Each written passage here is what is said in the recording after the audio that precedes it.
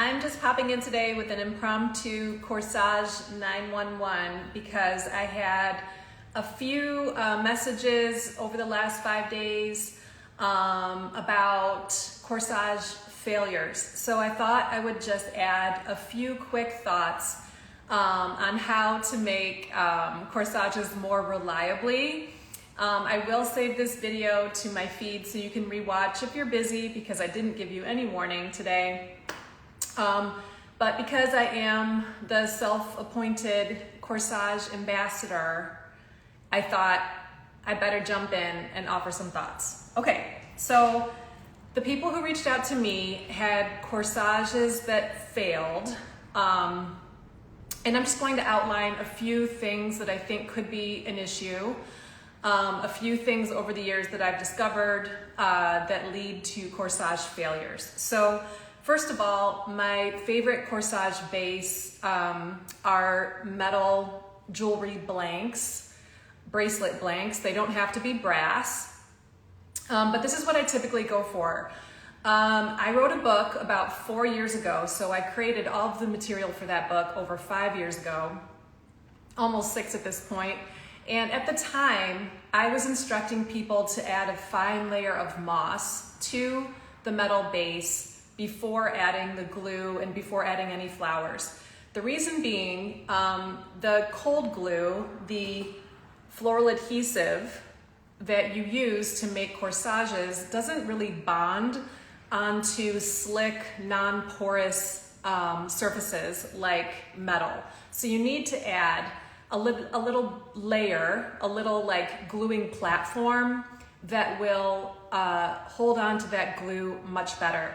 So when I started, as I said, I used moss because it's something I always had in the studio, and it's hairy and it's grabby, and you can glue it down to your corsage base and then add your glue and your flowers.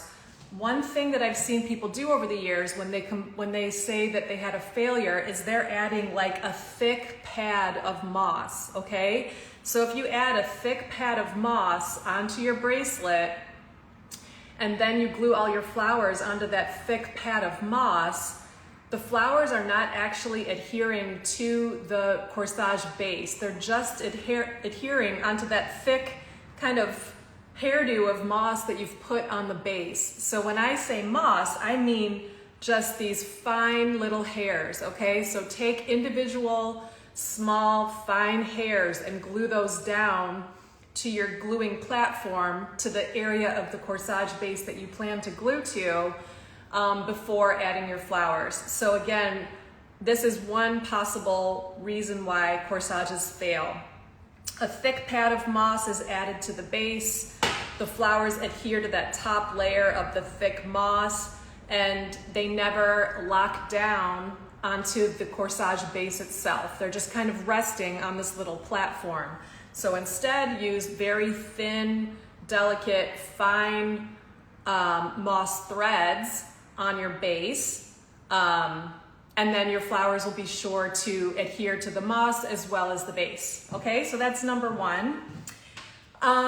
Building off of that, in more recent years, I've done something even easier, which is to kind of mark off my gluing area with a little bit of waterproof tape, okay? So instead of moss, you can simply kind of tape down a little platform area for yourself, and then the flowers can be glued directly onto that. Again, the cold glue, the floral adhesive that I use, this is the best working one in my opinion. It doesn't bond perfectly to slick metal, so you have to add something first. Something nubby, something fabricy, something kind of hairy like very fine moss, or something plasticky like the waterproof tape, okay? The second thing that I think can happen is people aren't adding enough glue. So you need to add glue to the base itself. So this is what I always do. I add a little bit of glue to the base itself. I set it down, let it get tacky, and then I'll add glue to all of my individual materials, and I'll kind of mise en place them out, okay? I'll flip them over have them on my bench, have the glue added to all of them. And then once I've done all of that, by the time I get back to adding the flowers, the glue on the base is tacky and the glue on the flower is tacky, and I can very quickly put them together. And if you do this, the process is faster and everything adheres much more quickly. I'll also say that as I'm working, as I'm adding all of my flowers, I'm pressing and holding as I go. So I don't just add something and move on. I kind of revisit it and make sure it's really adhered, especially when I'm done with the corsage. It really is important to kind of work through all of the materials as you're going and make sure they're really locked in place before saying, okay, this one is complete. So that's another one, letting the glue get tacky on the base and letting it get tacky on the floral material, putting them together, making sure the bond is tight before moving on or before completing. Okay, so that's number 2. Number 3, let's talk about this one I put together today. Number 3 is choosing your materials wisely. So choose materials that will not get damaged or too fleshy or too watery or too delicate during wear. So things that you know will last and really hold in a wearable scenario. So I like things like ranunculus, for instance. Ranunculus are low profile rather. They're tightly woven. The petals have a lot of density to them. What I mean by low profile is you don't have this thing that's sticking up really high. You have a flower that's compact and really well kind of constructed. So it's the perfect kind of material to use for wearables.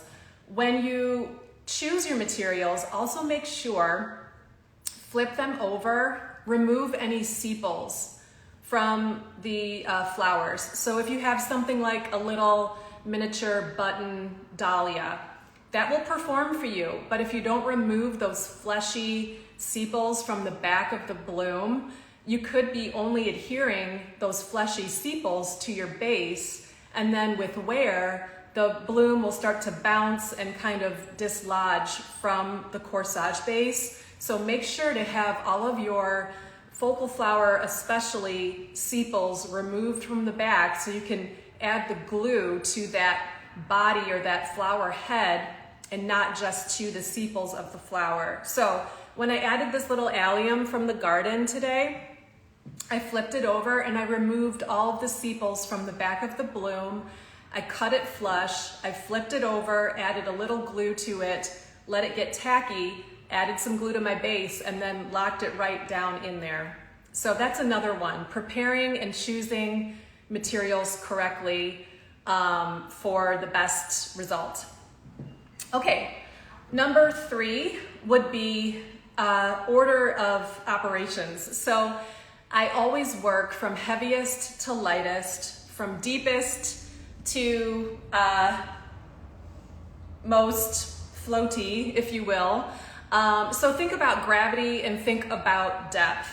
So I first add my largest flower, lock that in place. Then I move to my secondary flowers, place those, my tertiary and my finishing. So I'm not going to add a big, large flower and then add other flowers on top of that large flower. I'm going to kind of puzzle piece all of the elements in so they each have a place on the platform itself that they're locked and adhered to, so that the elements are more like this. They're not stacking on top of each other. They're really puzzle pieced into the base, and each large element especially has a gluing platform position on the corsage base. So things are puzzle pieced in. I add the largest things in first, and then the second to largest, third, fourth, and etc. If I add foliage, I add it last. Okay, so we're getting to number 4 now. So number 3 is largest to smallest, and making sure everything that's especially heavy has a glued, locked position on the bracelet itself. Little floaty things like these little tiny dicentra can be glued on top of a larger bloom just because they're so feather light.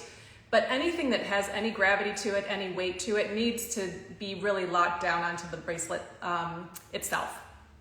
Okay, number 4 is foliage. So I don't often use foliage. If I do, I will choose something interesting and I'll add that as a last kind of finishing layer to the corsage.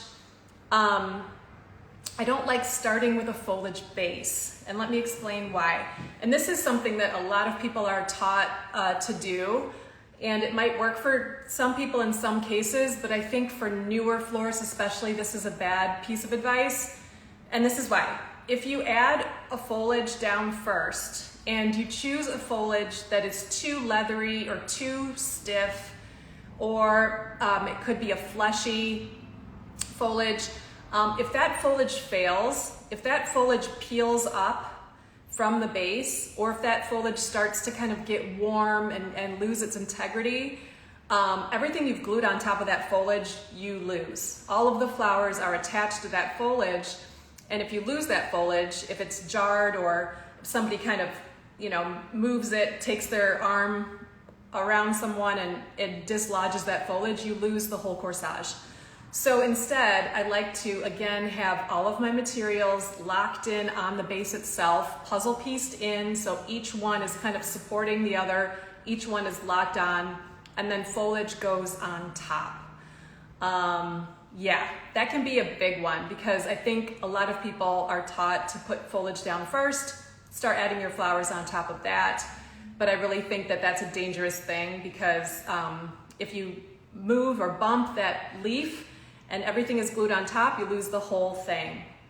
With this approach, if I lose one part of the corsage, if like one part is peeled off by accident during wear, I still have all of these other interesting things going on that will still make this design wearable.